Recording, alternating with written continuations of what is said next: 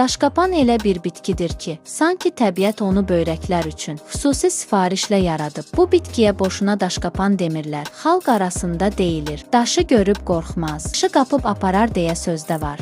Ən çox böyrək daşı və qumu olanlar tanıyır bu bitkini. Daşqapan çayı içiləndə sidik yollarını yumşaldır, böyrəklərdəki daşları əridir və bədəndə yığılan xırda daşların hərəkətini asanlaşdırır. Yəni içəridə tıxac varsa, asta-asta açmağa başlayır. Amma təkcə bu deyil. Daşqapan sidik qovucu təsir göstərir, bədəni yüngülləşdirir, şişkinliyi azaldır. Bir çoxları deyir ki, bir neçə gün daşqapan çayı içəndən sonra beldəki ağırlıq azalır, bədən rahatlayır. Elə bil içəridəki yük çıxıb gedir. Bəs kimlər diqqətli olmalıdır? Daşqapan güclü bitkidir. Həddindən artıq içilsə, təzyiqi sala bilər. Hamilələr üçün də uyğun deyil. Bundan başqa ödemi və hidronefrezi artırır. 2 həftədən artıq istifadə etmək məsləhət görülmür. Artıq istifadədə kəskin, ürək bulanma yaradır. Yəni çox içim tez təsir etsin. Məntiqi burada işləmir. Təbii dərman da ölçü istəyir. Daşqapan təbiətin səssiz, amma təsirli silahıdır. Bəs sən bu bitkini tanıyırdın, yoxsa ilk dəfə eşitdin? Rəylərdə yaz görək. Daşqapan kimlərin həyatına dəyib? Daha faydalı məlumatlar üçün abunə olaraq kanala keçid edə bilərsiniz.